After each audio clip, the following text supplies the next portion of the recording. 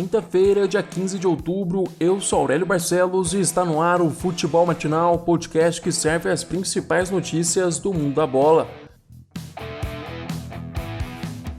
No Allianz Parque, o Coritiba venceu o Palmeiras por 3-1 com show da dupla Robson e Giovanni Augusto. O meia fez um gol e deu uma assistência, enquanto o atacante marcou 2 vezes no duelo e ainda deu um passe para gol. Mesmo fora de casa, o Coxa, que começou a rodada na zona de rebaixamento, foi superior ao Verdão.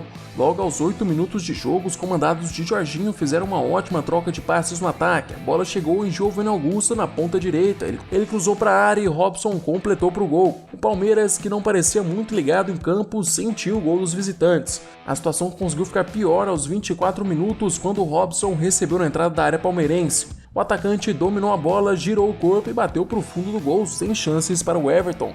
Imediatamente, Luxemburgo decidiu mudar a equipe, sacou Esteves e o meia Zé Rafael para colocar William e Ramírez. Ainda no primeiro tempo, o Verdão descontou com Gabriel Veron, depois de linda assistência de Patrick de Paula. No intervalo, o Vanderlei mexeu mais uma vez no time, tirando Patrick de Paula e Marcos Rocha para colocar Danilo e Rony. Depois das substituições, o Palmeiras conseguiu ficar ainda mais bagunçado na segunda etapa e sofreu mais um gol. Aos 30 minutos, foi a vez de Giovanni Augusto aparecer entre a zaga palmeirense e chutar livre para o gol.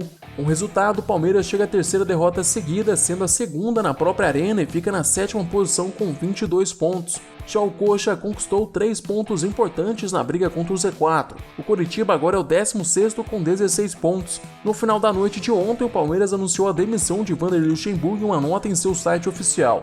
Nesta passagem, o professor comandou o Verdão em 36 partidas, conquistando 17 vitórias, 14 empates e 5 derrotas. Ele também deixa o clube após a conquista do Campeonato Paulista e deixar o Palmeiras com a melhor campanha na fase de grupos da Libertadores. Em Porto Alegre, o Grêmio venceu o Botafogo por 3-1 com grande partida de PP. O cria da base fez 2 gols na partida e comandou a vitória do tricolor. O primeiro gol da partida foi marcado por Diego Souza aos 34 do primeiro tempo. Como de costume, na carreira de Diego, foi lei do ex. Ainda no primeiro tempo, o Botafogo empatou com Matheus Babi aos 41 minutos do primeiro tempo. Mas o empate não durou muito tempo na segunda etapa. Aos 2 minutos, Diego Souza recebeu a bola dentro da área, fez um pivô perfeito para PP, que nem precisou dominar a bola para fuzilar para o fundo do gol. Aos 20 do segundo tempo, o garoto fez o segundo dele na partida e deu números finais ao duelo. Com o resultado, o Grêmio chega a 20 pontos e sobe para o 11º lugar, enquanto o Botafogo fica em 15º com 18 pontos. Ontem, o Santos perdeu em casa para o Atlético Goianiense por 1-0. O gol da partida foi marcado por Chico. A jogada contou com a participação incrível de Janderson, que driblou 5 jogadores até tocar para o camisa 10 na ponta esquerda. Com a bola nos pés, Chico fez um golaço de fora da área com a pancada no ângulo de João Paulo. A derrota quebra a sequência de 12 jogos seguidos sem perder do Santos, além de impedir o Peixe de entrar no G4. Com o resultado, o Dragão chega a 21 pontos na competição e ocupa a 9ª posição.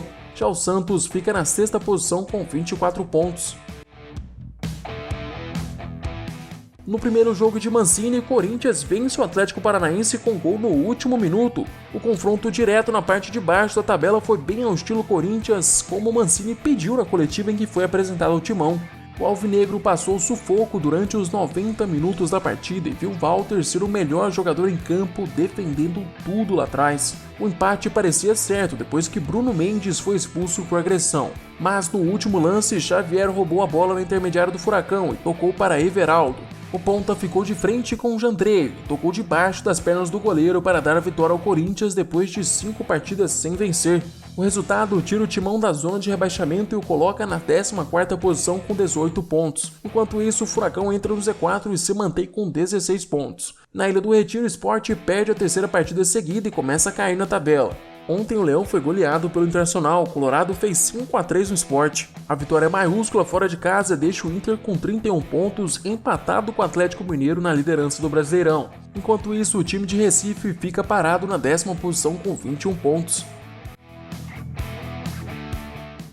No Mineirão, o Atlético Mineiro empatou em 1-1 com o Fluminense. Fora de casa, o tricolor carioca começou o duelo na frente com gol de Caio Paulista. Aos 20 minutos do primeiro tempo, o atacante dominou na entrada da área atleticana e mandou um canudo para dentro do gol, sem chances para Everson.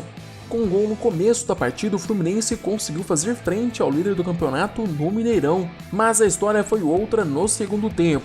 Aos 7 minutos da etapa final, Arana empatou o confronto com um chute rasteiro no canto esquerdo de Muriel.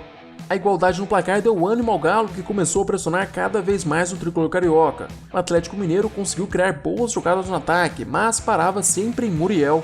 O goleiro do Flu fez milagres no jogo de ontem, defendendo 2 chutes a queima-roupa. Muriel conseguiu segurar o empate até o final e garantiu ponto fora de casa. O resultado deixa o Galo com 31 pontos, empatado com o Internacional e podendo perder a liderança para o Flamengo. É bom lembrar que o Atlético segue com um jogo a menos em relação aos adversários. Já o Fluminense é o 5º colocado com 25 pontos. Hoje, 2 jogos encerram a rodada. Às 8 horas da noite, o Bragantino vai ao Maracanã encarar o Flamengo. No mesmo horário, o Goiás recebe o Bahia, no Serrinha. 2 jogos da rodada foram adiados, são eles Vasco e Fortaleza e Ceará e São Paulo. Pela Copa do Brasil, Fortaleza e São Paulo empataram em 3-3, mesmo o Leão jogando com 2 a menos durante o segundo tempo. O começo da partida foi eletrizante, como esperado no duelo de 2 times treinados por Rogério Ceni e Fernando Diniz. Com 21 minutos já havia saído 3 gols do jogo. Aos 6 minutos, David marcou após jogada de escanteio. O empate tricolor veio com Brenner aos 15 minutos. Pouco tempo depois, o Fortaleza voltou à frente do placar com um chutaço de fora da área do lateral Tinga. Ainda no primeiro tempo, o Luciano empatou o duelo mais uma vez. Na segunda etapa, os ânimos da partida aumentaram. Aos 14 minutos, o goleiro Felipe Alves foi expulso depois de carrinho em Brenner. Fortaleza ficou com 1 a menos, mas acabou passando na frente no marcador. 6 minutos depois da expulsão, Gabriel Dias subiu sozinho no meio da zaga são paulina para colocar o Leão na frente de novo. A vitória dos cearenses parecia encaminhada até que Carlinhos foi expulso durante uma substituição. Já com 2 a menos, o Fortaleza não conseguiu aguentar a pressão são paulina e acabou sofrendo um empate. Aos 50 minutos de jogo, o Brenner voltou a marcar depois de boa jogada de Daniel Alves na ponta direita. O ex-lateral cruzou para Luciano, o centroavante errou o chute, mas a bola acabou espirrando para o garoto Brenner, que colocou para o fundo do gol. O empate deixa o confronto aberto para o segundo jogo das oitavas de final da Copa do Brasil, que vai ser realizado no dia 25 no Morumbi. Chegamos ao fim deste episódio. Eu, Aurélio Barcelos, volto amanhã com mais futebol matinal para vocês. Aproveite para se inscrever no nosso canal do YouTube. Não se esqueça de compartilhar o podcast com seus amigos e familiares. Até mais.